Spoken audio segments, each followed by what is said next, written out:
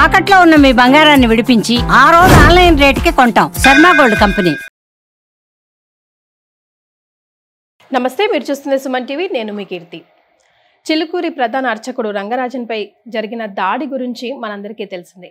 మరి ఈ విషయాన్ని మనకి వివరించడానికి మనతో పాటు ప్రముఖ ఆస్ట్రాలజర్ బ్రహ్మశ్రీ నందిబట్ల శ్రీహరి శర్మ గురుగారు ఉన్నారు. నమస్తే గురుగారు.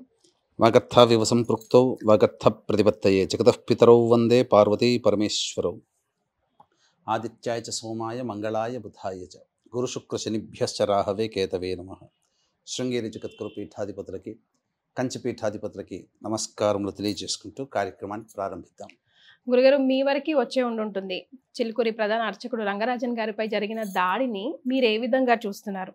అసలు దాడి జరిగిన 2 రోజుల వరకు బయటికి రాలేదు. ఎందుకు జరిగింది అసలు? దీన్ని మనం ఏ విధంగా చూసుకోవాలి? చూస్తుంటే ఆ ఫుటేజ్ అంతా అయ్యప్ప మాల ధరించినట్టుగా బ్లాక్ అండ్ బ్లాక్ డ్రెస్లో ఉన్నారు, ఆరెంజ్ కలర్ కండువా వేసుకుంటూ. అట్లీస్ట్ ఆయన పైస కన్నా రెస్పెక్ట్ ఇవ్వలేదని వివిధ మాటలు మనకి కమెంట్ బాక్స్లో వినిపిస్తూ ఉన్నాయి. మీరు కూడా మాట్లాడండి అని అడుగుతా ఉన్నారు. సో దాని ఉద్దేశమే మన ఈ కార్యక్రమం. సో మీరేం చెప్తారు గురుగారు? మీరు ఎలా చూస్తున్నారు ఈ సంఘటన మొత్తాన్ని? కాస్త మీరు అన్నట్టుగా ఆలస్యంగానే వెలుగులోకి వచ్చిందమ్మా. అంటే దాడి జరిగినది ఆల్రెడీ 2-3 రోజుల కిందట జరిగినటువంటిది. ఆలస్యంగా వెలుగులోకి రావడం, తద్వారా అక్కడ ఆ సంభాషణ కానీ ఆ చిత్రీకరణ విషయంలో కానీ ఎక్కడా కూడా చూస్తే ఇది ఒక ఉన్మాదముతో కూడుకున్నటువంటి చర్యలుగా మనకు కనబడుతూ ఉన్నాయి. దీన్ని ఖండించాల్సిందే. అసలు మూలాలకు వెళితే ఎవరి పర్సన్ రంగరాజన్ గారు అసలు ఎవరు? రంగరాజన్ గారు మనకు అందరికీ సుపరిచితులే. చిలుకూరు బాలాజీకి సంబంధించినటువంటి ట్రస్ట్ నిర్వాహకులు. మొదటి నుంచి కూడా ఈ ఎండోమెంట్స్ ఆధ్వర్యంలో జరగకుండా చక్కటి విధి విధానాన్ని అనుసరించాలంటే ఎండోమెంట్లో ఉండకూడదని చెప్పేసి ఎక్కడ కానుకలు అనేటువంటి హుండీ అనేటువంటి పద్ధతి లేకుండా, ఎక్కడ టికెట్ అనేది లేకుండా భక్తులందరూ కూడా చక్కగా పూర్వకాలంలో రాజుల పరిపాలించేటప్పుడు ఏ విధంగానైతే దేవాలయ దర్శనం అనేటువంటిది ఉండే విధానం ఉందో ఆ విధానాన్ని అవలంబిస్తున్నారు. అనేక విధాలుగా గవర్నమెంట్ వాళ్ళు కలగజేసుకున్న సందర్భాలు కూడా కొన్ని ఉన్నాయి, తీసుకోవాలని ఎండోమెంట్ కింద. ఎందుకంటే ప్రాచుర్యం ఉన్నటువంటి దేవాలయం కాబట్టి. కానీ భక్తులే అడ్డుకొని ఉండి దాన్ని రక్షించుకున్నారు. కాబట్టి ఇది కొరగాని కొయ్యగా అయిపోయింది కొంతమందికి. అంతేకాకుండా చిలుకూరు బాలాజీ టెంపుల్ ప్రధాన అర్చకులు ఎవరైతే రంగరాజన్ గారు, వారి కుమారుడు ఉన్నారో, ఈ సమాజం దృష్టిలో ఏంటంటే ధర్మానికి రక్షించే వాళ్ళుగా, ధర్మానికి కట్టుబడి జీవించే విధానాలుగా మనకు కనిపిస్తున్నారు. తద్వారా ఎవరైనా కానీ ఈ ధర్మం గురించి పాటుపడే వాళ్ళు వాళ్ళని కలుపుకొని ఓన్ చేసుకోవాలనే ఉద్దేశం కూడా చాలా సందర్భాల్లో జరిగి ఉంటాయి. కానీ అటానమస్గా ఉండాలనే ఉద్దేశంతో ఎవరికి వారికి కూడాను సపోర్ట్ లేకుండా తమ సంబంధించినటువంటి దాంట్లో చేస్తూ వస్తున్నారు. అనేక విప్లవాత్మకమైనటువంటి సమాజంలో కొన్ని చర్యలు కూడా తీసుకున్నారు. ఎందుకనంటే పూర్వకాలంలో అంటే రామానుజాచార్యుల వారి సిద్ధాంతాన్ని అనుసరిస్తున్నానని చెప్పుకుంటూ వస్తూ ఆ కాలంలో అన్ని వర్ణాల వాళ్ళని బ్రాహ్మణులు అణగదొక్కారనే ఉద్దేశం అనేక విధాలుగా ఉన్నది. కానీ ఇది వాస్తవానికి కాదమ్మా. పూర్వకాలం నుంచి ఏ కులం వాళ్ళైనా అందరూ తలెత్తుకొని జీవించగలిగారు తప్ప ఎవ్వరినీ కూడా ఎక్కువ తక్కువ చేయలేదు. ఇది ఎప్పుడు జరిగింది? బ్రిటిష్ వాళ్ళ పరిపాలన వచ్చిన తర్వాత కొన్ని ఇబ్బందికర పరిస్థితులు నూరిపోశారు. విడగొట్టి పాలించాలి, విభజించి పాలించాలి అనే ఉద్దేశం వల్ల మనలో మనకి కొట్లాటలు తీసుకొచ్చే విధంగా చేసుకొచ్చి కొన్ని, ఇప్పుడు ఎవరైనా కానీ ఇప్పుడు ఉన్నారమ్మా, ఏ కులస్తులైనా కానీ స్నానం చేయకుండా ఉంటే ఎవరు దగ్గర రానియరు కదా. ఆ విధానాన్ని పూర్తిగా నెగిటివ్ వేలో ప్రచారం చేసేసారు. ఆ విధంగా జరిగినటువంటిది. సరే, ఇవన్నీ చరిత్ర మనకంతా అనవసరం. ఇప్పుడు ప్రస్తుతం ఉన్నటువంటి ఇష్యూకి సంబంధించి చూసుకుంటే అక్కడ మీరు కూడా చూసుంటారు ఫుటేజ్లో ఒక 2-3 ఇన్నోవాలు దిగడం, అదేదో చీమల బారుడు తీరినట్టుగా చకచక వెళ్ళిపోతారు. అలా ఒక లైన్ మెయింటైన్ చేస్తూ క్రమశిక్షణ పద్ధతిగా అందరూ ఒక మార్చ్ అనేటువంటి చేసుకుంటూ 20-30 మంది దాకా చొరవపడి మొదలు తెలిసి వచ్చినటువంటి, అంటే ఇవన్నీ కూడా పూర్తి సమాచారం కాదమ్మా, ప్రాథమిక సమాచారం. పూర్తి సమాచారానికి ప్రాథమిక సమాచారానికి తేడా ఉంది. వీక్షించేటువంటి సుమన్ టీవీ ప్రేక్షకులు గమనించగలరు. మనకు అందినటువంటి నాకు అందినటువంటి ప్రాథమిక సమాచారం ప్రకారము ఈ సంబంధించినటువంటి ఈ ఎవరైతే చర్యలు చేశారో ఆ వీర రాఘవరెడ్డి అనేటువంటి అతను అంతకుముందు రామరాజ్యం అనేటువంటి పేరుతో ఒక సంస్థని స్థాపించడం, తద్వారా ఆయన యొక్క సంబంధించినటువంటి ప్రాతినిధ్యం కనుక చూసుకున్నట్లయితే ఆయన ఆహారము వ్యవహార శైలి కూడా చాలా భిన్నంగా ఉంది. తనకి తాను ఒక సంఘ సంస్కర్తగాను లేకపోతే ఈ సమాజాన్ని ఉద్ధరించేవాడిగా పుట్టినటువంటి వాడిగాను భావించుకోవడం, తద్వారా ఆహార్యము వేషధారణ చూస్తే ఒక అల్లూరి సీతారామరాజు ఏ విధంగానైతే గడ్డములు పెంచి శిఖ పెట్టి ఆంగ్లేయుల మీద పోరాటం చేశాడో ఆ విధంగా సమాజంలో ఉండేటువంటి దుష్ప్రభావం మీద పోరాటం చేయడానికి అనేటువంటి ఆహార్యం మార్చుకోవడం అనేటువంటిది పెంచుకోవడం జరిగింది. ఆయనకు సిద్ధంగా ఊహించుకున్నాడు. పైగా ప్రైవేట్ ఆర్మీని కూడా ఏర్పాటు చేసుకున్నాడని చెప్పి మనకు కొన్ని కథనాల ద్వారా తెలుస్తున్నాయి. ఏంటనంటే సమాజంలో అధర్మం తరపున పోరాడాలి అనేటువంటి ఒక ఉద్దేశంతో ఈ విధంగా అతను ఒక మిలిటరీ వ్యవస్థ స్థాపించి 10వ తరగతి పాస్ అయినటువంటి వాళ్ళు 20 ఏళ్ల నుంచి 50 ఏళ్ల వరకు కూడా ఉన్నటువంటి వాళ్ళకి దరఖాస్తులు అనేటువంటి పెట్టాడు. నెలకి 20,000 జీతం, ఆహారము, వసతి అవన్నీ ఇస్తూ భారతదేశంలోనే కానీ ఎక్కడైనా కానీ పని చేయాలి అనేటువంటి ఉత్సాహం ఉన్నటువంటి వాళ్ళ నుంచి దరఖాస్తులు. అదేమీ ఉచితం కాదమ్మా, గవర్నమెంట్ వసూలు చేసినట్టుగా 350 రూపాయలు ఆ దరఖాస్తుకి తీసుకోవడం. పల్లెటూళ్ళల్లో 5,000 10,000తో గడిచిపోతుంది కదా. కూర్చొని తిండి పెట్టి వసతి ఇచ్చి 20,000 ఇస్తున్నారంటే ఎవరు ఆకర్షితులయ్యారు. చాలామంది కొంతమంది జాయిన్ అయ్యారు. ఆయన చెప్పుకోవడం 5,000 మంది జాయిన్ అయ్యారనే ఉద్దేశమో లేకపోతే 5,000 మందిని రిక్రూట్ చేసుకోవాలనే ఉద్దేశమో తెలియదు, కానీ కొంతమంది అయితే జాయిన్ అయ్యారు. వాళ్ళని ప్రేరేపణ చేసి ఒక ఉన్మాదులుగా తయారు చేయడం. అంటే ఒక విధంగా చెప్పాలి అంటే సంఘంలో మార్పు తీసుకురావాలనేటువంటి ఒక ఉద్దేశం కనుక ఉంటే అండ్ లా అండ్ ఆర్డర్ని గౌరవిస్తూ లా అండ్ ఆర్డర్ పరిధిలో మనం ఉద్యమాలు చేసుకుంటూ ప్రజలలో చైతన్యం తీసుకొని వస్తే కనుక మీరు అన్నట్టుగా చక్కగా ఉండేది. కానీ ఇక్కడ ప్రజా చైతన్యం కంటే తన స్వప్రయోజనమే, తన యొక్క పేరు ప్రఖ్యాతులు పెరగడం కోసమే ఉద్దేశంతోనే తను అనుకున్నదే నిజము. ఎందుకంటే నాకు ఇతని యొక్క మాట వ్యవహార శైలి ఆయన సంబంధించినటువంటి వీడియోలో కనుక చూసినట్లయితే ఎక్కడో ఒక 5 సంవత్సరాల క్రిందట కులములకు సంబంధించినటువంటి ఒక వీడియో అనేటువంటిది చూశాను. అందులో చాలా చక్కగానే వ్యవహరించాడన్నట్టు అనిపించింది అప్పట్లో. ఎందుకనంటే కులములలో ఉన్నవన్నీ కూడా ఇప్పుడు ఈ మధ్య వచ్చినవి అసలు అందరికీ కులానికి అందరికీ ఆద్యులందరూ కూడా మహర్షులే. కాకపోతే విధి విధానాలు అనుసరించి వాళ్ళు మారారు. ఇలా ఒక్కొక్క కులములో ఉన్నటువంటి ఒక్కొక్క ఋషిని గురించి కూడా తెలియచేశాడు. ఆ ఋషులందరినీ కూడా మనం పూజిస్తున్నాం. ఆ కులానికి ఆద్యులైనటువంటి ఋషులను కూడా చెప్పడం జరిగింది.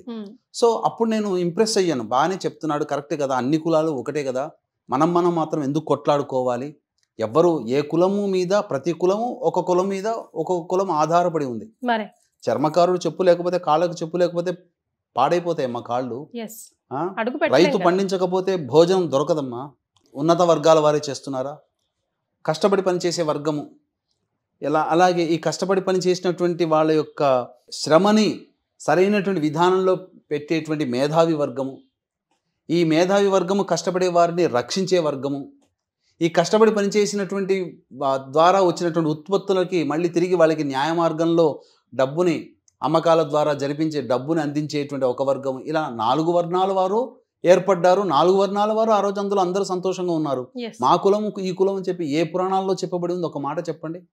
కడజాతి వాళ్ళని చెప్పేసి ఇబ్బంది పెట్టిన వాళ్ళు ఉన్నారా? ఉన్నత వర్గాల వాళ్ళని చెప్పి నెత్తిన పెట్టుకున్న వాళ్ళు ఉన్నారా? అన్ని కులాల్లో బ్రహ్మజ్ఞానం పొందిన వాళ్ళు లేరా? గొప్ప వర్గాల్లో బ్రాహ్మణ క్షత్రియ వైశ్య అని చెప్పుకునేటువంటి వర్ణాల్లో పూర్తిగా ఆచార వ్యవహారాలను మంటగలిపి ఛాందసులుగా చండాలుగా జీవించిన వాళ్ళు లేరా? అలాగే మనం ఈనాడు చెప్పుకున్నటువంటి నిమ్న వర్గాల వారని చెప్పేసి వాళ్ళల్లో గొప్ప ఉన్నతోత్తము లేరా? ఏ వర్గం పనికి చేయకపోయినా ఏదైనా అంతేనమ్మా, శరీరమే. అందుకనే అక్కడ పురుష సూక్తంలో విరాట్ పురుషుడు అయినటువంటి ఆ నారాయణుడి యొక్క సంబంధించినటువంటి దేహం నుంచి అన్ని వర్ణాల వాళ్ళు వచ్చారని చెప్పారు. కాబట్టి ఏ అంగం, ఇప్పుడు మన శరీరంలో కాళ్ళు లేకపోతే మనం సరిగ్గా ఉరగగలమా, నడవగలమా? కళ్ళు లేకపోతే చూడగలమా? నాలుక లేకపోతే చెప్పగలమా? ఏదైనా కానీ బుద్ధి లేకపోతే మనం చేయలేమా, అన్ని వర్ణాల వాళ్ళు ప్రధానం అని చెప్పి అన్ని భాగాల నుంచి సృష్టించాలని చెప్పాడు. కానీ ఇక్కడ విడగొట్టేటువంటి వాళ్ళలో ఆ విధంగా చేశారు. ఇంకా ముఖ్యంగా చెప్పాలంటే రంగరాజన్ గారు అనేటువంటి వ్యక్తి అన్ని వర్ణాల వాళ్ళని, నిమ్న వర్గాల వాళ్ళని కూడా మా సమాజం అనేటువంటిది ఉన్నత వర్గాల వాళ్ళందరూ కూడా పోషించారు, చక్కగా చూసుకున్నారనే ఉద్దేశంతో నిమ్న వర్గానికి చెందినటువంటి మేధావి అయినటువంటి వ్యక్తిని తన భుజాల మీద వేసుకొని ఆలయ గర్భాలయ ప్రవేశం చేసి నిరూపించారు. ఇంకొక విషయం చెప్పమంటారా, ఏ వ్యక్తినైతే అతను రంగరాజన్ గారు భుజాల మీద వేసుకున్నారో ఈ రోజున ఆ వ్యక్తి భుజాన వేసుకున్నాడు కదా, ఆ వ్యక్తి అందరి చేత గౌరవింపబడుతూ పూజింపబడుతున్నాడు. శ్రీ శ్రీ శ్రీ ఆదిత్య పరాశ్రీ గారే. మోసిన వ్యక్తి ఎవరో కాదు, ఆదిత్య పరాశ్రీ గారే. నారాయణపేట దగ్గర ఉన్నటువంటి ముగ్గురమ్మల దేవాలయం ఉంది కదా, సుమన్ టీవీ దాంట్లో కూడా చాలా కార్యక్రమాలు చేశారు, ఎంతో సుపరిచితులు. వారు కూడా బ్రహ్మజ్ఞానం పొందిన వారే. వారి యొక్క మంచి విషయాలు చూస్తే అసలు ఎంత గొప్ప జ్ఞానం ఉన్నదని చెప్పి, పురాణాల పట్ల శాస్త్రాల పట్ల ఎంత జ్ఞానం ఉందని చెప్పి. అయితే ఇక్కడ ఎందుకు చెప్తున్నానంటే, అసలు ఆజ్యం ఈ దాడికి ఎక్కడ పడింది అంటారు? ఎందుకు పడింది అని అంటే, ఈయన ఒక రామరాజ్యం అనే పేరుతో ఒక ప్రైవేట్ సైన్యాన్ని ఏర్పరచుకొని భారతదేశం మొత్తం కూడాను తను విప్లవాత్మకమైన మార్పులు తీసుకురావాలి అంటే, అతనిలో ఒక కోణం మాత్రం మెచ్చుకోవచ్చు. మన ధర్మాన్ని నాశనం చేస్తున్నటువంటి వాళ్ళని ఎందుకు ఉపేక్షించాలనేటువంటి ఒక దృఢ సంకల్పం, పోరాట పటిమ ఉంది. కానీ అది తప్పుదారి పట్టిందమ్మా. ఎందుకనంటే తనకి పేరు రావాలంటే ఇప్పుడు ఒక్కడు పని చేసుకోలేడు కదా, అందరి సహాయ సహకారాలు కావాలి కదా. అందుకని పేరొందినటువంటి వ్యక్తులు కూడా తనల్ని అనుసరిస్తున్నారు, తనల్ని అనుకరిస్తున్నారు, తనల్ని ఆమోదిస్తున్నారు, తనకి ఒక అభిమానులుగా ఉన్నారని చెప్పుకున్నారనుకోండి, అప్పుడు అతని యొక్క ఇమేజ్ పెరుగుతుంది కదా. అందుకని ఎవరు ఉన్నారని చెప్పి చిలుకూరు బాలాజీ ట్రస్ట్ నిర్వాహకులైనటువంటి వాళ్ళని ఫోన్ చేసి చెప్పడం జరిగింది. నిర్ద్వందంగా తోసిపుచ్చాడు. అంతకుముందు కారణం ఏంటంటే, ఈ యొక్క ఆలయంలో జరుగుతున్నటువంటి అక్రమాలకి సంబంధించినటువంటి కోర్టులో పిటిషన్ వేశాడు. ఈయన నువ్వెవడి రా కోర్టులో పిటిషన్ వేయడానికి, కోర్టును నమ్ముకుంటే వస్తుందా, నా మార్గంలోకి రా, నేను నిరూపిస్తాను, నేను కోర్టును కూడా అడిగేటువంటిది అని చెప్పి కొన్ని. ఇప్పుడు ఎట్లా ఉంటుందంటేనమ్మా, కొంత పురాణాలను అవపోసన పట్టిన తర్వాత అప్పుడు ఏంటంటే ఆ భావజాలాన్ని చెప్పుకుంటూ అందులో ఉన్నటువంటి, ఇప్పుడు ఖురాన్లో మంచి చెప్పి ఉంది, చెడు చెప్పబడి ఉంది. బైబిల్ని చూసుకొని మంచిగా ఆచరించే వాళ్ళు ఉన్నారు, దాన్ని చూసుకొని చెడుగా ఆచరించే వాళ్ళు ఉన్నారు. అలాగే ఈ గీతలో ఉన్నటువంటి మంచిదనాన్ని కాకుండా దానికి వ్యతిరేకమైనటువంటి భావాన్ని ఈ సంబంధించినటువంటి వీరరాఘవరెడ్డి అవలంబించడం ద్వారా ఆయనని అడిగితే కాదన్నందుకు కోపంతో ఇగో పెట్టుకొని ఎలాగైనా కానీ నయానా భయానా చెప్పిన వినలేదని చెప్పి ఇక చేతులతో పని చెప్దామని చెప్పి వచ్చాడు. రావడం అటాక్ చేయడము, ఒక రకంగా చెప్పాలంటే ఇది హేయమైన చర్య అని చెప్పవచ్చునమ్మా. ఎందుకనంటే సమాజం ఏమీ ఇది ఆమోదించదు ఇటువంటి చర్యని. ఎవరైతే చేశారో వాళ్ళందరినీ కూడా ఖచ్చితంగా శిక్షించాల్సింది. ఎందుకంటే ఒక వ్యక్తిని అక్కడ కూర్చోబెట్టి చేసినటువంటి విధానం ఏంటమ్మా, ఒక దేవాలయానికి సంబంధించినటువంటి ప్రధాన అర్చకులు, దేవుని సేవకుడు, ఆ దేవుణ్ణి నువ్వు వస్తే నువ్వు నమ్ముకున్నటువంటి దేవుడు ధనుర్బాణాలు పట్టుకొని వచ్చి రక్షిస్తాడా అని చెప్పి దేవుణ్ణి అపహాస్యం చేశాడు. ఎంతటి దౌర్భాగ్యమైనటువంటి చర్యమ్మ అది. అంతేకాకుండా ఆయనని కూర్చోపెట్టినటువంటి విధానం కూడా, ఇతనేమో కుర్చీలో కూర్చుంటాడా, టేబుల్లో కూర్చుంటాడా, చక్కగా సంధ్యావందనాది క్రియలు చేసుకుంటూ సమాజాన్ని ఉద్ధరిస్తూ దేవునికి అత్యంత ప్రీతిపాత్రుడిగా ఉంటూ తన యొక్క బ్రాహ్మణ సంబంధించిన సమాజంలో జన్మించినట్టుగాను బ్రాహ్మణ కర్తవ్యాన్ని నిర్వహించుకుంటూ సమాజాన్ని ఉద్ధరిస్తూ ఉన్నటువంటి యోగ్యుడైనటువంటి రంగరాజన్ గారిని అలా కూర్చోపెట్టి ఆయన ఇంట్లో ఒక దోషిగా కూర్చోపెట్టి ఆయన చేత కంటతడి పెట్టించి నా తప్పు అని చెప్పి భయాన నయాన బలవంతంగా ఒప్పించి ఆ వీడియో తీసి తన యొక్క గొప్పతనాన్ని చూపించుకొని ఆ వీడియోని తన వాళ్ళ చేతనే తీయించి తన వాళ్ళ ద్వారానే ఆ వీడియో విడుదల చేశాడు. ఇది ఎంతటి దౌర్భాగ్యం. ఎందుకనంటే ఈ విధంగా చేస్తే వెంబడే వచ్చి పోలీసులకి చెప్పుకుంటాడనో లేకపోతే భయపడిపోయి మళ్ళీ మన దగ్గరకు వస్తాడనే ఉద్దేశంతో వేచి చూశాడు. 2-3 రోజుల వరకు కూడాను స్పందించకపోయేసరికి అప్పుడు ఈ వీడియో విడుదల చేయడం జరిగింది. ఇది చాలా దుర్మార్గమైనటువంటి చర్య అమ్మ. కాబట్టి ఇది ఖచ్చితంగా అటువంటి వాళ్ళకి శిక్ష అనేది దానికంటే కూడా కూర్చోపెట్టి మంచి మార్గాన్ని ఉపదేశించి అతని మానవత్వం వైపు మరలించి అతనిలో ఉన్నటువంటి ఆవేశాన్ని ధర్మ మార్గం వైపు పయనింపచేసి ధర్మానికి రక్షకుడుగా ఉండే విధంగా ఉంటే మంచిదే. అంటే తనకి తాను ఆ వేషధారణ చూసి అల్లూరి సీతారామరాజుగా ఊహించుకుంటున్నాడు. ఎందుకంటే అల్లూరి సీతారామరాజు గారు కూడా అక్కడే జన్మించి ఉన్నాడు. అనపర్తి మండలం కొప్పవరపు గ్రామమైనది. కొవ్వూరు వీరరాఘవరెడ్డి ఈ సంబంధించినటువంటి అల్లూరి సీతారామరాజు గారు కూడా అక్కడే జన్మించి ఉన్నారు, అన్నపర్తి మండలం చుట్టుపక్కలలోనే. కాబట్టి ఆయన అంశగా నేనని చెప్పి భవిష్యత్తులో చెప్పుకోవడానికి ఆ విధమైన వేషధారణ చేసుకుంటాడేమో. ఎందుకంటే అల్లూరి సీతారామరాజు యొక్క వేషధారణ కూడా ఈ యొక్క సంబంధించినటువంటి విష్ణు ఊర్ధ్వపుండము పెట్టుకోవడము, అలాగే ఇంకా ధనుర్బాణాలు ఒక్కడే పట్టుకొని రాలేదు, సంతోషించాలి అంతే తప్ప. లేకపోతే ఆ విధంగా కాషాయం అని అంటే అది నల్లని వస్త్రములు ధరించడం అనంటే ఒక నిరసన. అలాగే వాటి మీద కాషాయం అని అంటే ధర్మాన్ని రక్షిస్తుంది, అధర్మానికి నిరసన తెలిపే విధంగా ఉండే విధంగా ఆయన ఆ ప్రైవేట్ సైన్యానికి ఆ విధంగా ఇచ్చాడు. కానీ ఈ ప్రైవేట్ సైన్యం అనేటువంటిది అంత మంచిగా బహుశా నేను అనుకోవడం ఏంటంటే చిరంజీవి గారితో సినిమా వచ్చింది ఠాగూర్ సినిమా. ఆ సినిమాని ఉత్ప్రేరకంగా తీసుకొని ఆ విధంగా సైన్యాన్ని తయారు చేసుకుంటున్నాడేమో. అది సినిమాలో చూడ్డానికి బాగుంటుంది. ఆ విధంగా తన యొక్క మనుషులందరినీ అన్ని డిపార్ట్మెంట్లో పెట్టుకోవడం అనేటువంటిది అది సినిమా చూడడానికి బాగుంటుంది. కానీ దానిని ఇన్స్పిరేషన్గా చేసుకుని రామరాజ్యం అనేటువంటి దాన్ని స్థాపించి, కాకపోతే ఆయన ప్రసంగాలు కూడా కొన్ని విన్నానమ్మా. విన్నప్పుడు ఏంటనంటే ఆయనలో ఆవేశపూరితంగా కొంచెం ఇన్స్పైరింగ్ గానే ఉన్నాయి. ఇది ఒకటి రాంగ్ చర్యగా, ఇది మాత్రము ఏ మాత్రము డైరెక్ట్ మ్యాన్ హ్యాండ్లింగ్ ఒక రకంగా భయమేనమ్మా. ఒక రకంగా మనిషిని ఇప్పుడు ఇంతమంది రావడాల్సిన అవసరం ఉంది. ఇప్పుడు నీకు నిజంగా గనక ఆయనలో వచ్చి మాట్లాడాలి అంటే ముఖాముఖిగా ఇప్పుడు మీరు నేను కూర్చున్నట్టుగా కూర్చొని మాట్లాడి వెళ్ళిపోవచ్చుగా. అసలు అంతమందిని తీసుకురావాల్సినటువంటి అవసరం ఏమున్నది? ఒక భయాన్ని సృష్టించడానికే కదా. తద్వారా ఏం సమాజానికి ఏం మెసేజ్ ఇవ్వాలని అనుకుంటున్నాడు ఆయన, ఆ వీరరాఘవరెడ్డి అనేటువంటి వ్యక్తి. కాబట్టి వయసులో ఉన్నాడేమో, చిన్నవాడేమో, 40 ఏళ్ళు ఉంటాయేమో, 50 ఏళ్ళ మధ్యలో ఉంటాయేమో. కాబట్టి తను అనుకున్నదే కరెక్ట్ అనుకొని ఇప్పుడు ఎందుకనంటే అసలు పురాణాలు, అసలు భాగవతాలు, అసలు మూలమైనటువంటి రామాయణము భారతంలో ఉన్నటువంటి విషయాన్ని పక్కకు పెట్టి ఇలాంటి వాళ్ళే భావజాలం తనే అనుకున్నదో ఆ విధంగా అనుకున్న వాళ్ళు ముద్రించినటువంటి భారత రామాయణాల వల్లనే సమాజంలో కొన్ని అపప్రదలను వచ్చాయి. అసలు అందుకనే ఏదైనా అసలుది చదవాలి. ఈ విధంగా ఇతని యొక్క చర్య మాత్రం ఏమాత్రం ఆమోదయోగ్యం కాదమ్మా. ఖచ్చితంగా శిక్ష పడాల్సిందే. బయటికి వచ్చి రంగరాజన్ గారికి క్షమాపణలు చెప్పవలసిందే. ఎందుకనంటే ఆయన న్యాయ పోరాటము ధర్మ మార్గంలో అవలంబిస్తున్నాడు ఖచ్చితంగా. కాబట్టి ధర్మ మార్గంలో ఉన్నటువంటి వ్యక్తిని అధర్మము ఎంతసేపు కూడాను పట్టుకోలేదు.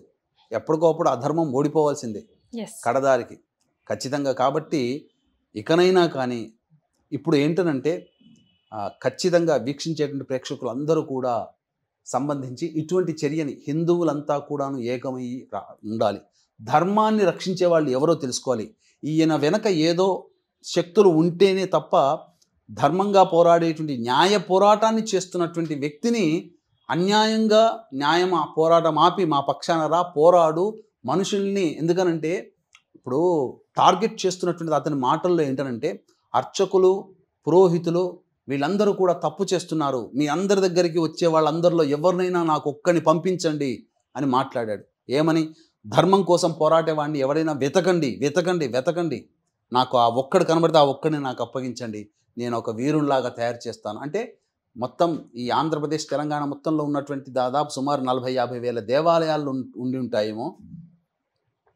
వాళ్ళందరి నుంచి ఆ సైన్యాన్ని ఆయన తెచ్చుకోవాలి. అసలు నెలకి 20,000 ఇవ్వగలిగేటువంటి శక్తి ఆయనకుందా అది గమనించుకోవాలి ఆయనకి. అంతేకాకుండా ఇంత సైన్యాన్ని ఏర్పరిచినప్పుడు అంత శక్తి ఎక్కడి నుంచి వస్తుంది, దాని మూలాలు ఆ డబ్బు ఎక్కడి నుంచి వస్తుంది? ఒక సాధారణమైనటువంటి వ్యక్తికి 2 ఎంప్లాయ్మెంట్ పెట్టుకొని నడిపించేటువంటి అంటేనే చేతులు సరిపోవట్లేదు, సంపాదన సరిపోవట్లేదు. 5,000 మంది ఇంటూ 20,000 అన్నప్పుడు 5×10 అంటే నెలకి 100 కోట్లు ఎక్కడి నుంచి పట్టుకొస్తాడమ్మా? అంత నెలకి 100 కోట్లు పెట్టి పోషించగలిగేటువంటి శక్తి ఉన్నటువంటి వ్యక్తికి ఇవన్నీ కూడా సమంజసమా? ఎక్కడి నుంచి వస్తున్నాయి ఈ డబ్బంతా?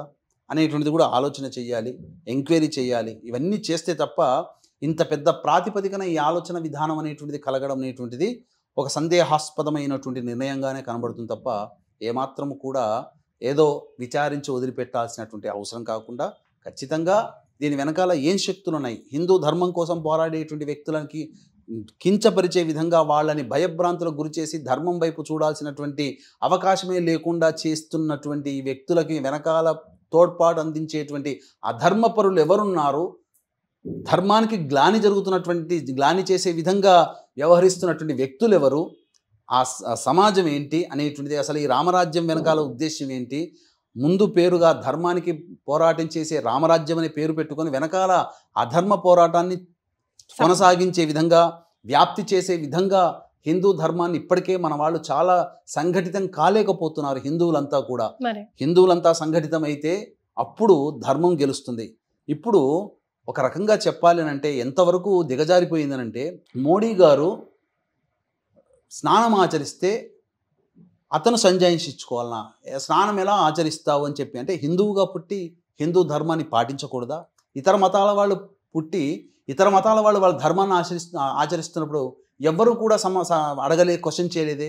ఒక హిందువే తన ధర్మాన్ని తాను పాటిస్తూ ఉంటుంటే ఎందుకు క్వశ్చన్ చేస్తున్నది సమాజం అనేటువంటిది కూడా గుర్తించాలి.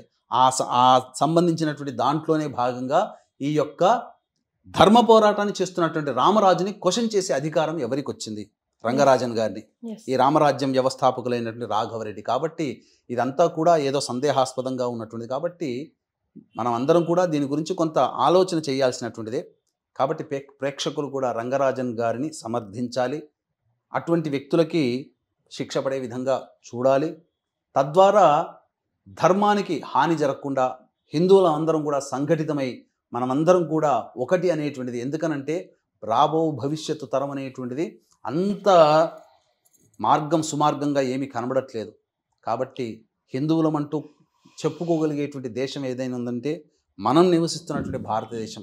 దీన్ని మనం కోల్పోయాము అనంటే మనం నివసించడానికి కూడా లేదు. శరణార్థులుగా, మైనార్టీలుగా ఏదైనా దేశంలో ఉండవచ్చు, కానీ శరణార్థులుగా ఉండాల్సినటువంటి గతి గనక మనం తెప్పించుకోకూడదు. అటువంటి ధర్మం రాదు, అటువంటి సమస్య రాదు. ఎందుకనంటే మన దేశము పుణ్యభూమి, కర్మభూమి, ఎంతోమంది మహానుభావులు జన్మించినటువంటిది. ఒక పక్క హిమాలయాల నుంచి మన దేశాన్ని కాపాడుతున్నటువంటి యోగులు, సిద్ధులు ఎంతోమంది ఉన్నారు. అవసరమైనప్పుడు కొంతమంది రూపంలో మనకు రక్షణ కల్పిస్తారు. ఆ ధైర్యంతో ఉండకుండా మనవంతు కర్తవ్యాన్ని మనం చేసుకుంటూ, మన ధర్మాన్ని మనం పాటిస్తూ, మన వాళ్ళకి ఎవరైనా ఇబ్బంది కలుగుతున్నప్పుడు అందరం కూడా సంఘటితం అవ్వాలి. పక్కవాడికి జరుగుతుంది కదా, వాడికి అలాగే కావాలిలే అని చెప్పి ఊరుకోకుండా, మనవాడు మనకు అతనికి సమస్య ఎదురైనప్పుడు ఎదురెదురుగా చూసుకోవాలి. కానీ ఒక సమాజం నుంచి ఒక వ్యక్తికి సమస్య ఎదురైనప్పుడు మనమందరం కూడా సంఘటితమై అతని పక్షాన నిలబడాలనేటువంటిది విషయాన్ని తెలియచేయడం జరుగుతుంది. చాలా సంతోషం గురుగారు, ధన్యవాదాలు. సర్వం శ్రీ ఉమామహేశ్వర పరబ్రహ్మార్పణమస్తు.